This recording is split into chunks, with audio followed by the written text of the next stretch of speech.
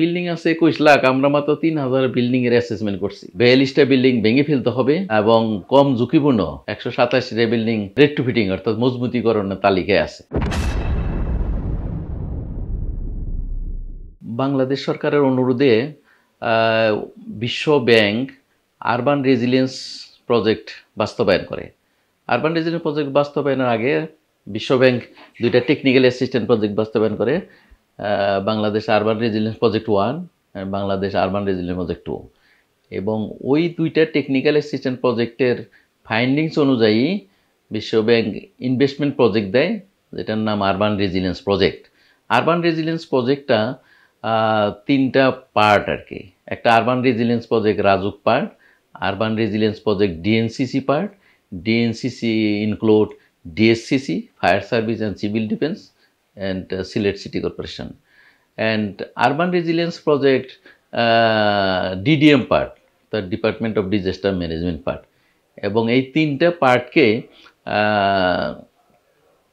Monitoring করার জন্য planning কমিশনের একটা পার্ট ছিল project coordination and monitoring unit part. Urban resilience প্রজেক্টের ওভারঅল অবজেক্টিভ ছিল to strengthen the capacity of Government of Bangladesh agency departments, and secondary objective to improve the quality of new construction, and specific objectives urban resilience projecter number 1 building vulnerability assessment অর্থাৎ ঝুঁকিপূর্ণ building এর ঝুঁকি নির্ণয়, অ্যাসেসমেন্টের মধ্যে building এর ঝুঁকি নির্ণয়। এবং এই প্রজেক্টের মাধ্যমে আরবান রেজিলিয়েন্স প্রজেক্টের অধীনে 3252টা building, school, mainly school, college, hospital assessment করা হয়েছে।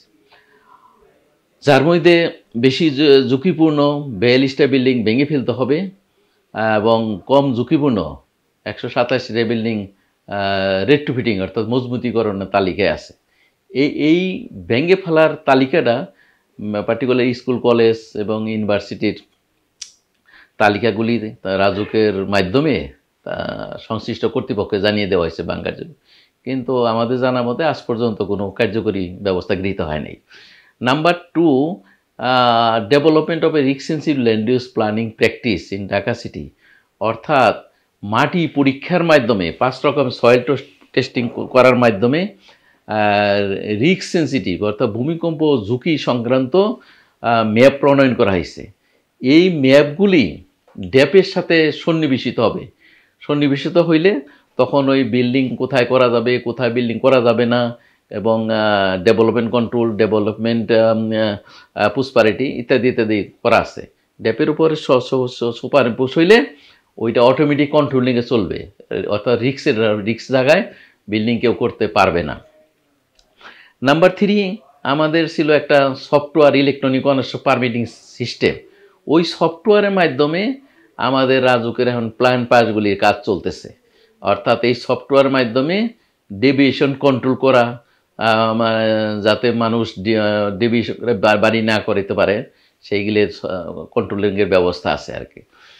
Number 4, BNBC Bangladesh national building code পরিপালন ও বাস্তবায়ন করার কৌশল নির্ধারণ করা হয়েছে।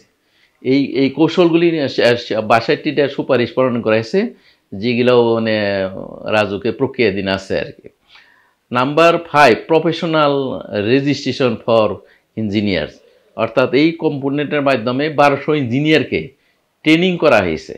এবং এই ট্রেনিং আমাদের American company ICC, international court council ICC, তাকে নিয়োগ করা হয়েছিল। তারা 1200 ইঞ্জিনিয়ারকে ট্রেনিং করাইছে। তারপরে 326 জনকে বুয়েটে লিখিত পরীক্ষা নেওয়া হয়েছে। তারপরে সেখান থেকে 124 জন আপনার এসিএনস স্ট্রাকচারাল ইঞ্জিনিয়ারকে সার্টিফিকেট দেওয়া হয়েছে। আপনার তারপরে আমাদের হলো এই যে কম্পোনেন্টগুলির কথা বললাম, আমরা তো ঝুঁকি মাত্র 3000 বিল্ডিং আছে 21 লাখ, আমরা মাত্র 3000 বিল্ডিংয়ের অ্যাসেসমেন্ট করছি। এই কাজগুলি চলমান রাখার জন্য, এই বিল্ডিংয়ের অ্যাসেসমেন্টের কাজ, ঝুঁকির কাজগুলি চলমান রাখার জন্য আরেকটা কম্পোনেন্ট আছে। এটা আমাদের establishment of urban safety and resilience institute Bangladesh, অর্থাৎ একটা ইনস্টিটিউট হবে বাংলাদেশে ভূমিকম্প ঝুঁকি হ্রাসের জন্য এখন পর্যন্ত কোনো অর্গানাইজেশন নাই। যত অর্গানাইজেশন আছে ভূমিকম্পের পরে, অর্থাৎ রানা প্লাজা পড়ে গেছে গা, ওখানে সবাই fire service, city corporation, disaster management department সকলে আপনার ওইটা উদ্ধার করতে গেছে।